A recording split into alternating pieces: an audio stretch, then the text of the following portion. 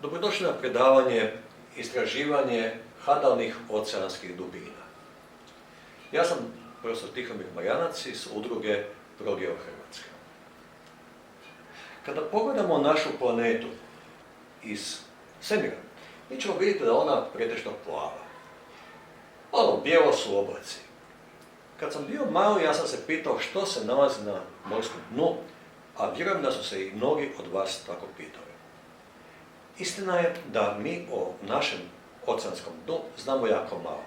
I kaže se obično da mi znamo puno manje o našoj planeti nego što znamo primjerice o Marsu. To je istina, jer na Marsu nema oceana koji skrivaju površinu planete, nema ni šuma, nema ni zemlje. Dakle, Mars je gol.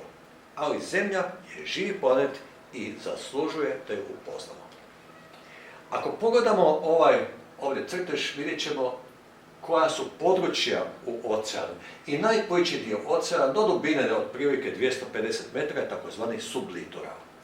Do otprilike 4000 metara seže batijal, nešto dublje je abisal do 6000 metara, a sve što je dublje od abisala zovemo hadal. I vidimo da u ovom prvom dijelu, koji je relativno plitak, tu dospijevaju većina riba, kitova i ostalih organizama i većina podmornica. Međutim, ako gledamo ove veće dubine, sve manje i manje ima poznatog života i sve manje podmornica ili ronilica koji dospijevaju do tih dubina, a do ovih najvećih dospijevaju samo batiskafi. Kako mjerimo dubinu mora? Pa recimo, u prošlosti se to radilo tako da bi se nekakav uteg stavio na uže ili na lanac i spustio sa broda do dna. To je potrajalo ponekad po par sati, ali što je bilo u to vrijeme? Pa struje su nosile taj brod, vjetrovi su upuhali i taj brod nikad nije bio vertikalno iznad morskog dna, nego je negdje bio podalje, pa uže nikad nije bilo ravno, nego je bilo koso. Dakle, nikad nismo dobili pravu dubinu. Brod Challenger je 1875. godine prvi izmjerio najveću dubinu oceana. To je bilo u Pacifiku. I onda su, vidimo taj brod na ovoj slici, spuštali uže sa utegom. To je trebalo punih 12 sati. Da ga spuste i da ga dignu. Jasno da nisu dobili pravu dubinu, ali su izmjerili dubinu od 8148 metara. I to se smatralo za najveću dubinu na svijetu i to se naravno nazvalo po tom brodu Challenger Deep. Direktno istraživanje mora i dubine mora se omogućilo tek otkrićem refleksije zvuka. Jer ako mi sa broda emitiramo neki zvuk, recimo ide dolje, on se reflektira od morskog dna i vraća se na brod. Ako ovdje imamo nekakav zvučnik, a ovdje nekakav mikrofon, mi ćemo snimiti povrat tog zvuka i ako znamo dubinu, ako znamo brzinu zvuka u morskoj vodi, mi možemo iz toga izračunati dubinu. Prvi brod koji je koristio taj princip mjerenja dubine mora bio je njemački istraživački brod Meteor koji je prije Drugog svjetskog rata plovio po Južnom Atlantiku, pa čak i ušao malo u Indijski ocean, ali on nije mjerio kad se to kapetanu svidilo. On je mjerio cijelo vrijeme. I što je dobio? Dobio je dubinski profil oceanskog dna. Dakle, dobio je profil dna iz kojeg mi smo otkrili da dno nije ravno, nego da postoje planine. Naravno da to nije legendarna Atlantida o kojoj svi pričaju. To je nešto puno neobičnije. To je, dakle, oceanski hrbet koji je nastao u procesu izbijanja lave. To su u stvari vulkani koji se nalaze na dnu oceana. Ali vidimo kako je taj brod išao preko cijelog oceana, on je na puno mjesta snimio oceansko dno. Osim što je to radio, taj brod je poznat i po tome što je istraživao kemijski sastav morske vode, pa je otkrio da u morskoj vodi ima i zlata i čak je uspio određenu količinu zlata izvaditi van. Najdublje mjesto na svijetu se nalazi na dnu Pacifičkog oceana ili Tihog oceana, kako bi bilo bolje reći, u području koje se zove Marijanska brazda, a Marijanska brazda se nalazi pored Marijanskog otočja.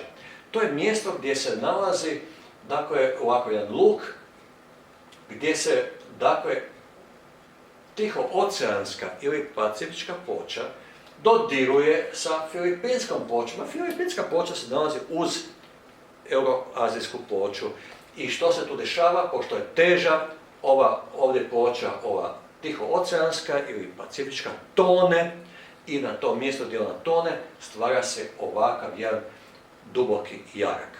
Taj jarak je jako dubok i ljudi su uvijek htjeli znati, a što se dolje nalazi. To je jedan izazov najvećih dubina. I danas upravo kanimo o tome nešto pričati. Prvi istraživači koji su si dali u zadatak da zarone na najdublje mjesto planete Zemlje bili su otac i sin Picard, Auguste Picard i njegov sin Jacques Picard. Oni su počeli konstruirati jednu ronilicu koju mi danas zovemo batiskaf.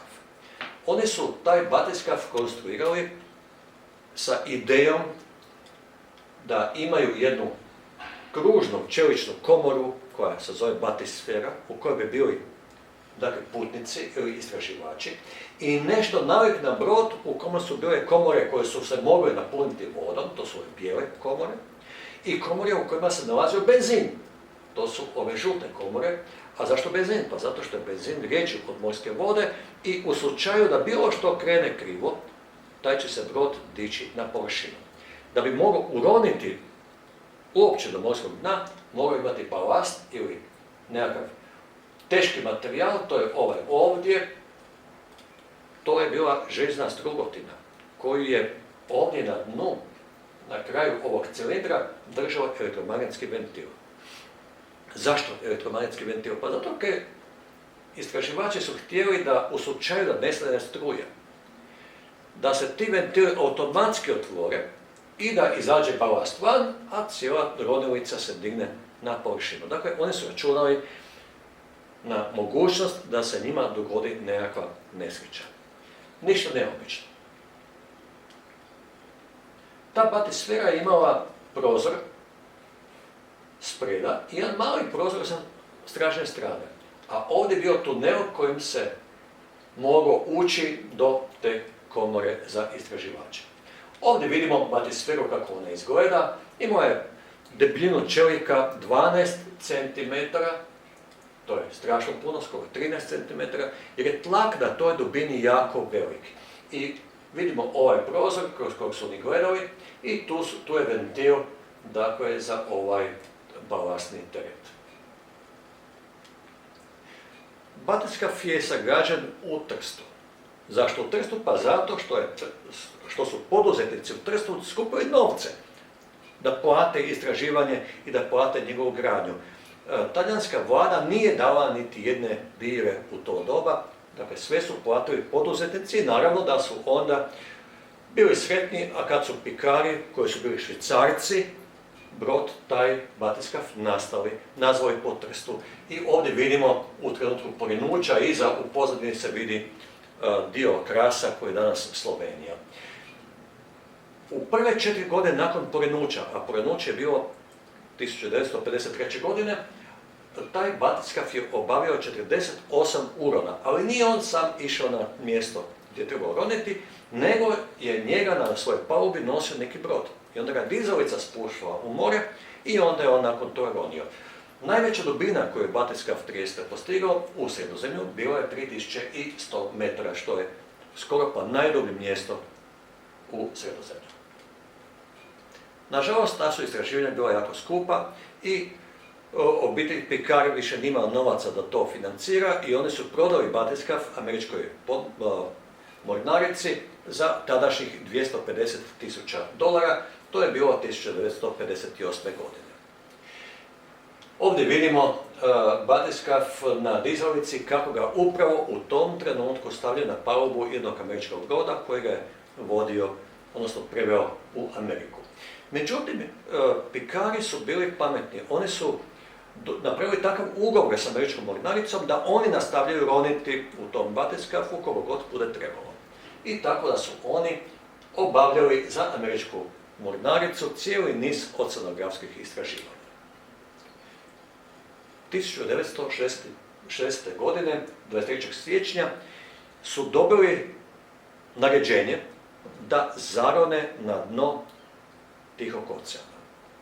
Oni nisu bili spremni to napraviti, to je naređenje došlo neočekivano.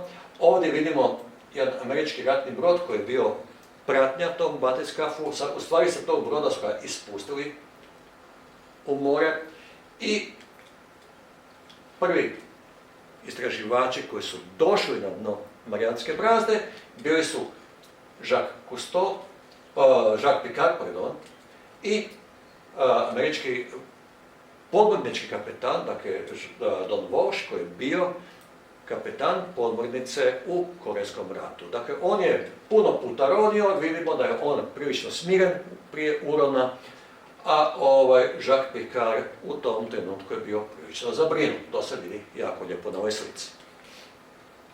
Batisfera je bila mala, probira oko 2 metra i oni su bili u tom tijesnom prostoru. Vidimo da su bili slabo obučeni, imali su samo majice, oni nisu očekivali uron na tako veliku dubinu.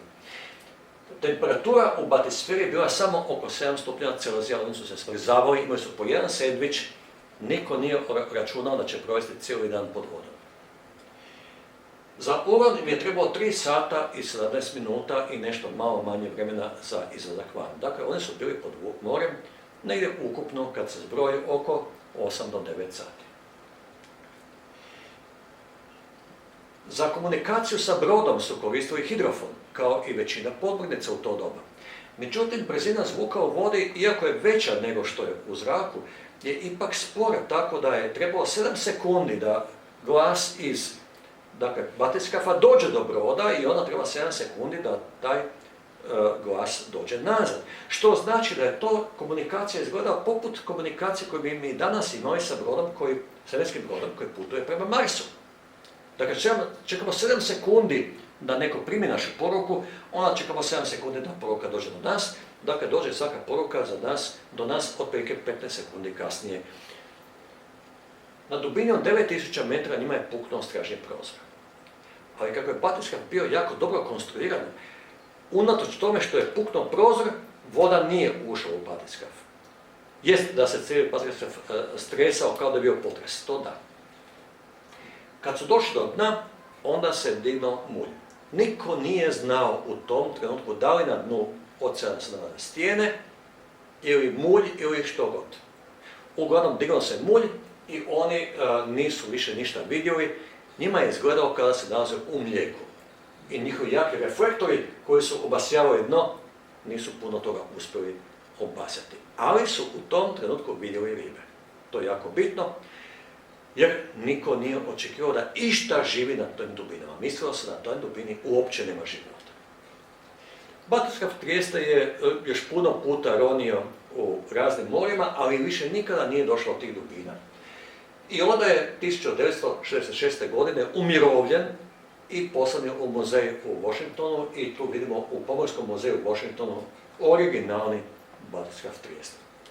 Međutim, Pikari su bili neumorni, oni su konstruirali još nekoliko batiskafa, ovo je Trieste 2, napravili su i Trieste 3, i ovo već više liči na brod, jer ovaj prethodni Trieste 1, budemo iskreni, nije nimalo liči na brod, ovo već malo više liči na brod, tu je batisfera, ali oni, unatoč puno urona, više nikad nisu ponovili uron na tako velike dubine. Međutim, američka tvrtka General Electric je 1964. godine sagradila jednu istraživačku podmornicu za tadašnji institut, i danas postoji taj institut koji se zove Woods Hole, i onda je nastala podmornica koja se zove Elwin. Ona nije batiskav, ona može roniti. Batiskav nije mogao ploviti, on je mogao samo uroniti na dno i izaći van na površinu. Ali Elwin je mogao roniti kamo je god htio. Dakle, tu se nalazila posebno 2 čovjeka, jedan je bio tu u ovom gornjem dijelu kod kupole, drugi je bio ovdje, i dubina urona je bila 4500 metara. Unatoč tome što je ta rodilica napravljena 1966. godine, do danas je ostala aktivna. Naravno, puno puta je popravljena, puno puta je servisirana, ali i danas roni. Rusi su 80. godina napravili dvije ronilice istog tipa, ili sličnog tipa, to je Mir 1 i Mir 2, ovo je Mir 2 koji je sagrađen 1987. godine i ovdje vidimo dakle, da je to više nalik na jednu malu podmornicu koja se mogla kretati, ima motore koji dakle, vode tu ronilicu horizontalno, motore koji omogućuju kretanje po vertikali, gore dole, i ovdje se nalaze kamere i robotske ruke kojima se mogu uzimati uzorci. To je jako, jako bitno za istraživanje podmorja. Dakle, Mir 2 je mogao zaroditi do dubine od 6000 metara. Don Walsh, koji je bio u posadi Triestera kada se zarodilo do dna Marijanske brazde, i ostao je vjeran ronjenju sve do danas. I on je, evo ga vidimo ovdje, u ronilici Mir 2 zaronio do olupine bojnog broda Bismarck koji leži na dnu Atlantskog oceana i do olupine Titanika. Dakle, on je ostao vjeran ronjenju. Jacques Piccard je ostao vjeran konstrukciji podmornica. On je napravio još nekoliko podmornica, ali nikada više nije došao do tako velikih dubina. Kina je sagradila svoju ronilicu pod nazivom Jialong, koja je mogla roniti jako duboko. I 2012. godine je Jialong zarodio na dubinu od čak 7000 metara. Plan konstruktora je da napravi ronilicu koja može doći do dna Marijanske brazde. Za sada to još nisu napravili, ali to nije isključeno. Međutim, pothvat Piccarda i Walsha je 2012. godine ponovio James Cameron. On je zaronio, dakle, nakon 52 godine na dno Marijanske brazde. I tada je to zaronio sa vlastitim batiskafom koji je izgledao vrlo neobično, ovako vertikalno se spuštao do dna i taj batiskaf se zvao Deep Sea Challenger. Njemu je pomagao Don Walsh, vidimo ga sad ovdje, ima malo više godina, i nakon što je uspio doći do dna, bilo je interesantno vidjeti kako je to njemu pošlo za rukom. On je imao batisferu isto kao i batiskaf Trieste, ali taj batisfera je bila puno manja. Unatoč tome što je John Walsh bio mali, a Cameron veliki, on je bio puno više od mene. Dakle, Cameron se morao skvrčiti da bi ušao u tu batisferu, ali njemu nije bilo hladno. John Walsh se je smrzavao u prethodnoj batisferi kad je išao na dno Marijanske brazde. Temperatura je bila samo nekoliko stupnjeva Celzija. Ovdje je bilo preko 30-40 stupnjeva Celzija, jer je u tom trenutku u toj batisferi bilo jako puno elektronike koje je proizvodila toplinu. Evo, ovdje vidimo taj Deep Sea Challenger kako se spušta u jednom vertikalnom položaju, malo liči na svijeću. Međutim, što se dogodilo? On kad je došao do dna, podigao se mulj. Reflektori su obasjavali to bijelo i možemo reći da je on bio okružen mlijekom. Međutim, to nije bio najveći problem. Problem je bio taj da su elektromotori se zaglavili, hidraulika je popustila i taj njegov batiskaf je došao u rotaciju. I on se vrtio oko svoje osi i pri tome se, nažalost, ništa nije pametno ga mogao snimiti. Međutim, eto, postigao je cilj. Došao je na dno Marijanske brazde. Ali što je uspio snimiti? Snimio ovu sliku. Mi vidimo na ovoj slici da je dno dubokog oceana, jedna pustoš. I ovdje vidimo da nema živih organizama. To ne znači da nema živog bića. To samo znači da u tom vremenu dok je on bio, on nije uspio snimiti niti jedan organizam. Jer je bio okružen, kako smo rekli, mlijekom. Američka tvrtka Triton je počela raditi ronilice i batiskafe i tako da 2011. godine oni su sagradili ronilicu koja se zove Triton 3300/2, što znači kroz 2, to znači da 2 člana posade, imaju model i za 3 člana posade, izgleda ovako, može zaroniti do dubine od preko 1000 metara. To nije jako puno, ali čovjeka veseli, zar ne? Međutim, napravili su model 36.000/2, što znači da taj batiskaf, vidimo ga na slici, ima ovdje batisferu sa 2 velika prozora, ima 2 člana posade i može zaroniti do dna Marijanske brazde. I tako da je zaista ovakav Triton uspio zaroniti do dubine od skoro 11 km i ponoviti uspjeh Picara i Walsha. Međutim, Triton možete kupiti ako imate dosta novaca. Njegova cijena je samo 48 milijuna američkih dolara. U toj rodilici koja se zove Limiting Factor je 28. travnja 2019. godine Viktor Vescovo, jedan poznati avanturist, uspio zaroniti na dno Marijanske brazde i tada je dostigao dubinu od 10.927 metara. Ali kako nije imao nijedan problem na tom uronu, on je to ponovio 5 puta u 2 dana. I ovdje vidimo Viktor Vescovo prima čestitke od Dona Walsha, koji je dobio još nekoliko godina malo na svoja pleća u odnosu na prethodnu sliku. On čestita Vescovu na tom uspjehu. Vescovo je ostao vjeran ronjenju. Nedavno ste mogli čuti jednu vijest vezano za njega, da je upotrijebio robota koji je došao na jako velike dubine.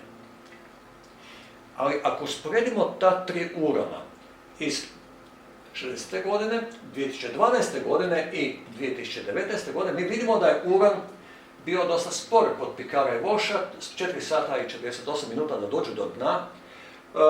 Cameron je išao puno brže, za 2 sata i 36 minuta došao do dna. Vescovo je trebao 3,5 sata, dakle malo brže nego Picar i Walsh, ali sporije nego Cameron. Na dnu je ekipa Picar i Walsh provela 20 minuta i nakon toga su se vratili. Cameron je pokušavao osposobiti svoju rodilicu puna 3 sata i nije uspio. Međutim, Vescovo je proveo 4 puna sata i sve je lijepo funkcioniralo, ali kad se zbroji, on je na dno proveo ukupno 15,5 sati. Izgon je bio u prvom slučaju 3 sata i 17 minuta, Cameronu se žurilo pa je stigao na površinu za 1 sat i 10 minuta, Vescovo je trebao 3,5 sata. Dubina koju su dostegli nije ista. 30. je došlo do dubine od 10.916 metara. Cameron je došlo do dubine od 10.870 metara, a Vescovo do dubine od 10.928 metara. Nemojte misliti da je to točna dubina.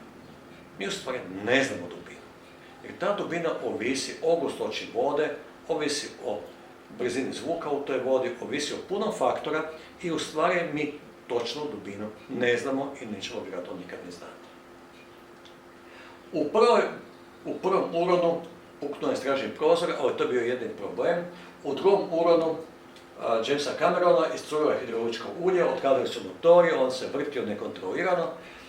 Međutim, u ovom zadnjem uronu sa Tritonom nije bilo nikakvih problema. Dakle, Triton može roniti na dubinu od Marijanske brazde. I prošle godine Triton je dobio i komercijalnu licencu. On može danas raditi komercijalne urone za turiste. Pa ko ima novaca, može sa Tritonom zaroniti do dna oceana. Što je na toj dubini Triton uspio snimiti? Uspio snimiti neobične životinje za koje prije nismo znali. Što je ovo ovdje? Nemamo pojma. Je li to meduza ili što, to je za nas posve novi organizam. Ovo što ovdje vidimo je jedna mrtva riba koju su postavili kao mamac za druge ribe i zaista i privukli su dubinske ribe, ali nemam ih na slici. Međutim, postoji ova vrlo lijepa slika neke vrlo neobične meduze koja ima nekakve sveteće organe i ako mene pitate, mene podsjeća na jednog normalnog elijena. I naravno tu žive mnoge ribe koje imaju sposobnost da proizvode svjetlo, koje svjetlucaju u mraku. Ovo je jedna riba, dakle, koja ima svjetleće organe. To je prilagodba na život u velikim dubinama. Dakle, nama predstoji još jako puno istraživanja oceanskog dna. Unatoč tome što jako puno istražujemo svemir, mi se moramo pobrinuti da naučimo o našoj planeti najviše što možemo. Ja vam zahvaljujem na pažnji i pozivam vas da budete istraživači u svom životu.